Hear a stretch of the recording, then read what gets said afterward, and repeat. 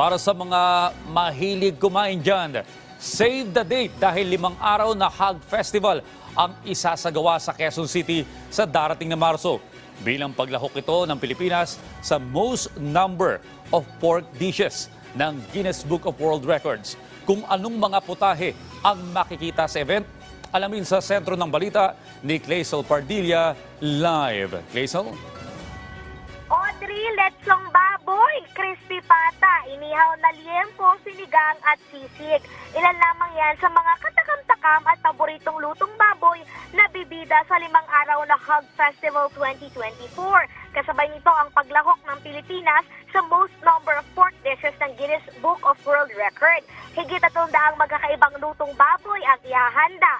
Lutong Kapampangan, Iloilo at iba pang regional dishes ang ipatitikim na cooked with love and Pinoy pride ng iba't ibang restaurant, eskwelahan at iba pang stakeholders. Tiyakan nilang masarap at malinis ang ihahandang putahe. Audrey, layo ng programa na itaguyod ang local hog industry ng Pilipinas. Hikayatin ang mga mag-aalaga ng baboy na magparami sa harap ng pananalasa ng African swine fever sa industriya at ipakilala ang mga local restaurant na world-class yung recipe na inihahanda. Siniguro naman ang samahang industriya ng agrikultura na sapat ang supply ng baboy sa kabila ng El Nino. Matagal na nilang napaghandaan ng mga local producer ang mga epekto ng init ng panahon.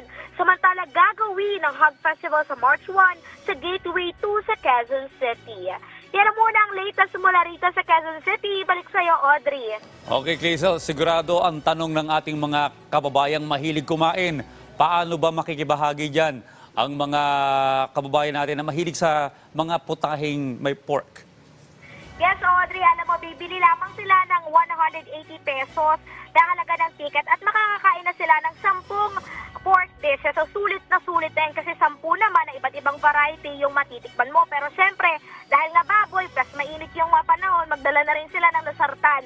Yun ang muna ang latest mula dito sa Quezon City. Balik sa iyo, Audrey. Tama ka dyan, Clay. Dapat may nakahanda ng ambulansya. Maraming salamat, Clazel Pardilla.